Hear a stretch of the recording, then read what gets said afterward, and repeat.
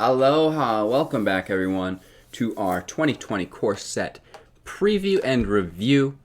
The season has ended and I'm a little bit sad with myself. We didn't make top 1000, but we will this month for sure.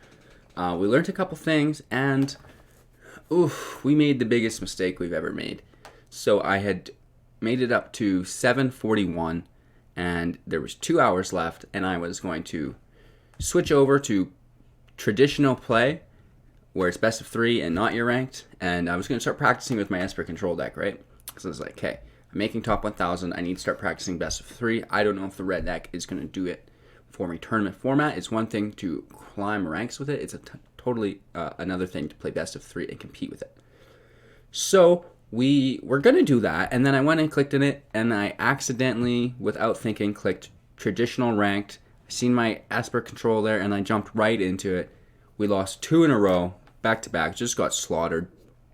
And the sad thing is, it was against our best matchup, which is the Simic, or the blue and green. So we could have won those matches, but we got absolutely tanked, and then we were maybe just in a bad mindset, I'm thinking. And from there, we spiraled, ended up at 94%. I literally played for 2 hours straight trying to recover from it, but we did not get the recovery. And, well, let me tell you, that mistake will not happen again. So, we finished in Mythic. We got set back to Platinum 4. And we are looking at multicolored cards, artifact cards, and land cards for M20. Getting right into it. Our first card is Corpse Knight. It is a plains and a swamp, which is quite cool. It's a zombie knight, so History of Benalia will be triggering with this. Whenever another creature enters the battlefield under your control, each opponent loses 1 life. And this is a 2/2 for 2, which is quite substantial to begin with. Never mind, every time a creature enters the battlefield, your opponent loses 1 life. Second card, Creeping Trailblazer for 2. This is a creature, elemental. Other elementals you control get +1/+0, and you can pay for 1 forest, 1 mountain, and 2 colorless. Creeping Trailblazer gets +1/+1 until end of turn for each elemental you control. So other elementals are getting all +1s, and then you could pay for, and heal will get +1/+1 for every elemental that's on the board. Pretty cool looking card, to be honest. I'm not sure what's going on with it. I'd love to see that in motion picture. The Empyrean Eagle for 3. This is an island and a plains. A bird that's 2/3, so pretty good value to begin with. And then other creatures you control with flying get +1/+1. I've seen a lot of really cool flying cards. There's that one card that costs whatever less to cast for each flying creature with flying that you have, so that's cool. Iron Root Warlord for 3. Iron Root Warlord's power is equal to the number of creatures you control, and then you can pay 5, 1 forest, 1 plains, and create a 1/1 white soldier creature token. A little expensive there, but in limited, a great card, and perhaps in like a, what were they calling it? The tokens, Selesnya tokens deck. This would work in that, I believe. Kalia Zenith Seeker for 3, Mountain Plains Swamp. And this is a 3/3 with flying and vigilance, so incredible value just to begin with. And when it enters the battlefield, look at the top 6 cards of your library. You may reveal an angel card, a demon card, and or a dragon card from among them. Put them into your hand, put the rest in your library, or the bottom of your, excuse me, so sorry, the bottom of your library in a random order. So, it's a great base value card, and if you had dragons, demons, and angels in your deck, I guess that would be ideal as well. I don't know if we've got enough angels for sure. You can maybe just use it in an angel deck, or maybe just in a dragon deck. I think just in an angel deck probably would be most viable. I'm not sure how good it would be to build an angel, demon, and dragon deck. I think that's a little bit excessive. I think it's more meant to be being able to be used in multiple deck archetypes. Kethis, the Hidden Hand for 3. This is a plains, a swamp, and a forest. Legendary creatures you cast cost 1 less to cast, and exile 2 legendary cards from your graveyard until end of turn. Each legendary card in your graveyard gains. You may play this card from your graveyard, and it's a 3/4, so you would need at least 3 or 4 legendary creatures in your graveyard to make this sustainable. But he is a 3/4 for 3, so that's quite aggressive. Surviving a lot of the red as well. You need to double, use 2 spells to get that with red unless you're using a lava coil. Moving on, we have Kaikar, Wind's Fury. Now this is a 4 cost, and we see an island, a mountain, and a plains, so that's quite aggressive. It's another bird with flying, and whenever you cast a non-creature spell, create a 1/1 white spirit creature token with flying. Sacrifice a spirit, add a mountain. And he is a 3/3. I don't know. I think this is an alright card, you know what I mean? Whenever you're casting non-creature spells, so you can have really whatever kind of spells you want with red, blue, and white. It's quite interesting. I'm sure we'll see this around a lot in the meta as we continue. Lightning Stormkin for 2. This is an island and a mountain. Flying as well. We're seeing so many flyers here. He also has haste and is at 2/2.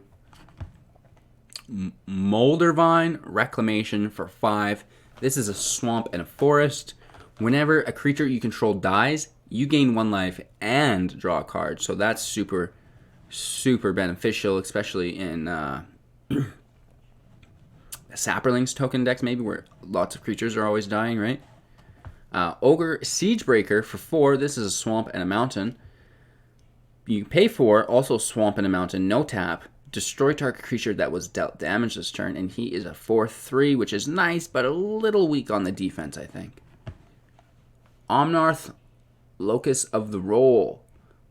This costs 4, and this is a forest, an island, and a mountain. An elemental, which is quite cool. When he enters the battlefield, it deals damage to any target equal to the number of elementals you control. Sexy. Whenever a land enters the battlefield under your control, put a 1/1 counter on target elemental you control. If you control 8 or more lands, draw a card. That's aggressive. We're going to be seeing some sort of elemental deck, I'm sure of it. There's just too many cool elemental triggers as we move on. And as we do actually move on, Risen Reef for 3, which is also an elemental. A 1/1, which is no good for what you're paying, but let's see what it does. When he or another elemental enters the battlefield under your control, look at the top card of your library. If it's a land card, you may put it into the battlefield tapped. If you don't, put the card onto the battlefield. Put it into your hand. So whenever he or another elemental enters the battlefield, you're drawing a card. If it's a land, it goes into the battlefield, which is amazing. And if it's not a land, it just goes into your hand, which is also amazing. So the Risen Reef fits right in, and I've noticed that they've been doing this too. They've been putting cards that will work well together right beside each other. They're just shameless about it. The Risen Reef will go with the Locus of the Roil. Moving on, Sky Knight Vanguard. This costs 2. It's a flyer with 1/2, and whenever he attacks, create a 1/1 white soldier creature token that's tapped and attacking. This is like a cheap version of Legion War Boss, right? Where you're creating those tokens every time he attacks. He still has 2 defense. The 1 attack didn't really, like, the Legion War Boss had 2 attack and Mentor, right? But to be honest, I'd rather flying, because then it can always attack almost. And, it's still got 2 defense, so whatever. And it's cheaper. It costs 1 less, right? So I think this is better. Tombbound Lich for 3. This is a Dimir card, Island Swamp, so that's frightening always. He has Death Touch, is a zombie wizard, Death Touch lifelink, and when he enters the battlefield or deals combat damage to a player, draw a card, then discard a card. Yarok the Desecrated. This is a 5-cost card for a Swamp of Force and an island. He has Death Touch and lifelink as well. If a permanent entering the battlefield causes a triggered ability of a permanent you control to trigger, that ability triggers an additional time. That's aggressive. So whenever something enters the battlefield, right? So Risen Reef would trigger an additional time, I believe. Omnath would trigger twice. Like, there's so many things that would trigger twice whenever something enters the battlefield and has a trigger because of that. Our last multicolored card is Renee, Angel of Rebirth. This is another 5-cost card. We have a mountain, a forest, and a plains. He's an angel with flying. Other multicolored creatures you control get +1/+0. And whenever another multicolored creature you control dies, return it to its owner's hand at the beginning of the next end step. Oh my god. So you could put Feathered in a deck. You could put this in the deck. And you can put 10th Legion in the deck, and you're going to probably win the game.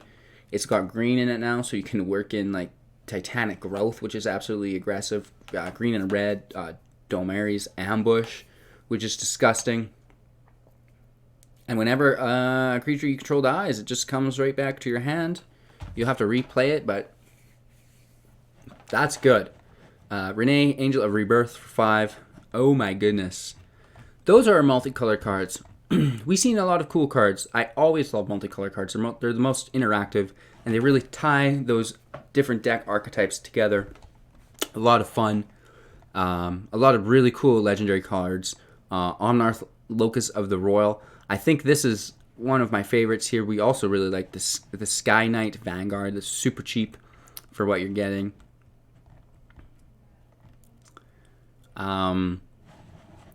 Kethis, the Hidden Hand. This is great value. 3/4 if you're playing a legendary deck. Empyrean Eagle. This is going to be great in that flying archetype.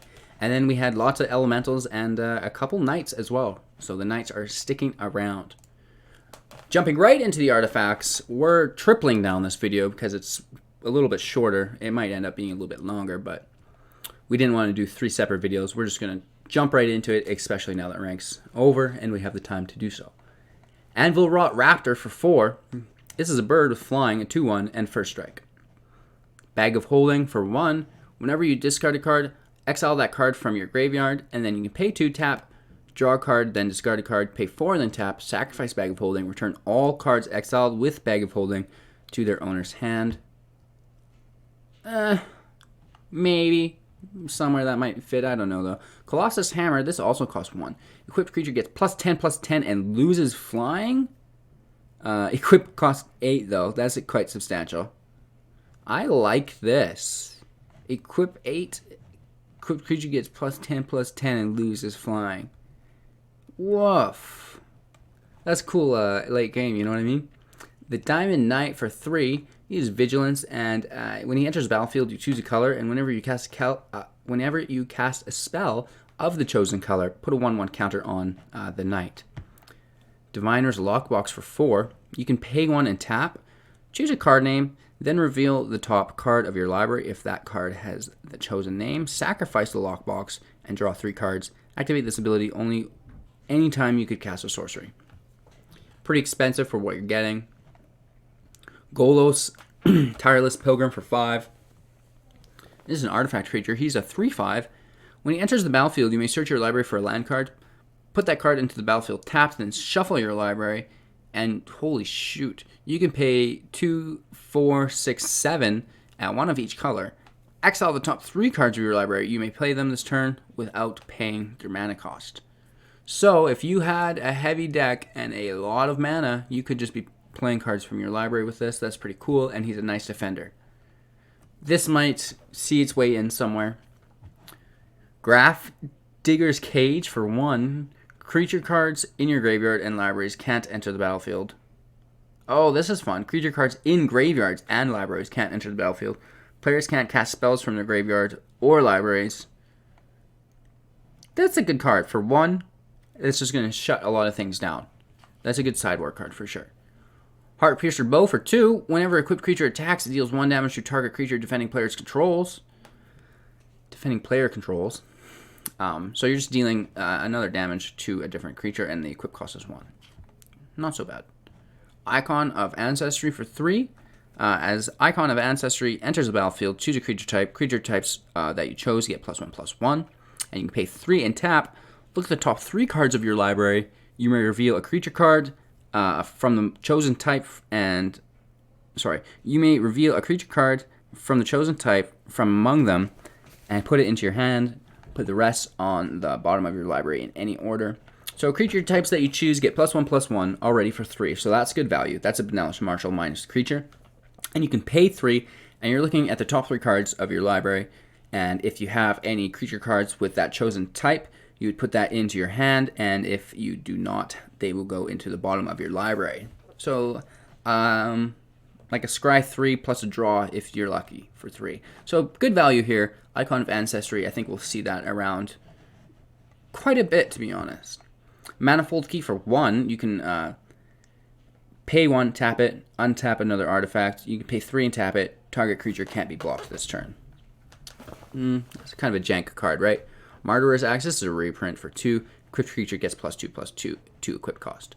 Meteor Golem also reprints when he enters the battlefield. Destroy target non-land permanent opponent controls for 7. He is a 3/3. You can go infinite with the Golem. It's brutal.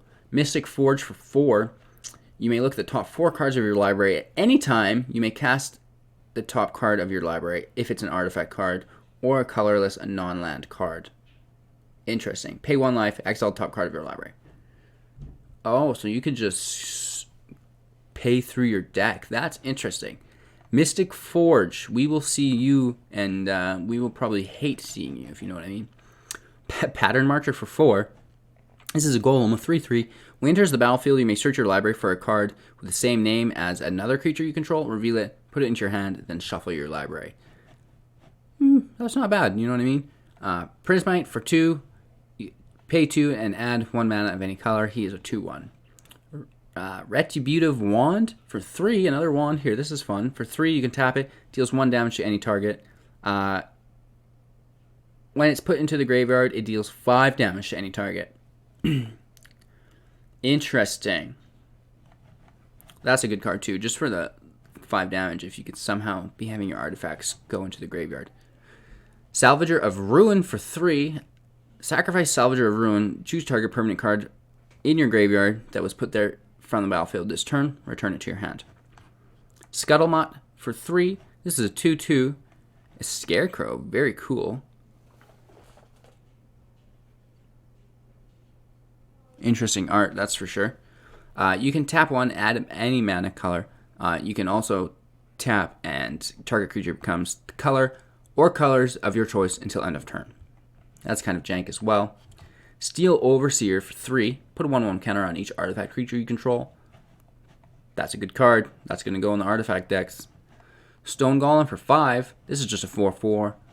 Vial of Dragonfire for 2. You can pay 2 and tap. Sacrifice the Dragonfire. It deals 2 damage to target creature. So, not so good. Probably Steel Overseer. The third last card in the set here was our favorite. You can tap, put a counter on each artifact creature you control. We also really liked Mystic Forge. This is going to do some damage, kind of like Bolas would. You could even, because when you double land in Bolas Citadel, it'll stop you unless you're exploring. But you could also have this in play and just pay life, get rid of that card, and keep going. So that'll be really good there. Icon of Ancestry, we really like that. And Graph Digger's Cage for a sideboard card just to shut down those incredible Command the Dreadhorde decks, right? We also seen Colossus Hammer, which just made a Skiggle +10/+10. Who doesn't love that? Jumping into our lands. So we are going to lose our shock lands eventually, I believe. And we're going to get these, I believe. So when it enters the battlefield, it enters... Okay, so it enters battlefield tap, and when it enters battlefield, you gain 1 life. And we have this for every card. We also have Cryptic Caves. You can pay 1, sacrifice it, and draw a card. Only if you control 5 or more lands, which you'd want to do anyways. Field of the Dead. It enters battlefield tap, add colorless mana. When Field of the Dead or another land you enter the battlefield under your control, if you control 7 or more lands with different names, create a 2/2 zombie creature token. So that's pretty extensive. I don't think anyone will get that. Lotus Field, Hexproof. Lotus Field enters the battlefield tap. When Lotus Field enters the battlefield, sacrifice 2 lands. Add 3 mana of any color, however. That's aggressive. So we have more of the life gain for each color. Right? We also have Temple of the Epiphany, so we'll have the life gain cards for the lands, like So we have Swift Water Cliffs for the life gain here. And now beside it we'll have Temple of the Epiphany, or Temple of Epiphany, where when it enters the battlefield we're scrying 1. So that is the road to Theros right here if I had to guess. Because Theros was all about scrying. We all remember that. Temple of Mystery, and these are the rare lands too, I'll have you know. So we'll be looking for these scry lands, obviously. Any other lands? No, that is all of the lands. And with that, all of the M20 cards that we've gone through. There is a lot of them. The link for all the cards is in the description. You can check that out yourself. If you enjoyed this video, enjoyed any of my other videos, if you subscribe, it's a great way to support the channel for free. And all subscribers are entered into the gem giveaway video, so check that out if you have not. We're going to be back making decks today or tomorrow. Hopefully get one out before the set drops. We're also going to keep pushing our rank, try to take advantage of our new gained experience there. We've edited our red deck a little bit, so we should have good luck climbing the ranks, if you will, and cementing our top 1000 finish in Mythic. So until next time, give me a comment as well. Did you like any cards? Did you not like any cards? What are you looking forward to seeing? What are you looking forward to spending your wild cards on? All that good stuff. And until next time, I hope you all have a great day, and we'll see you later.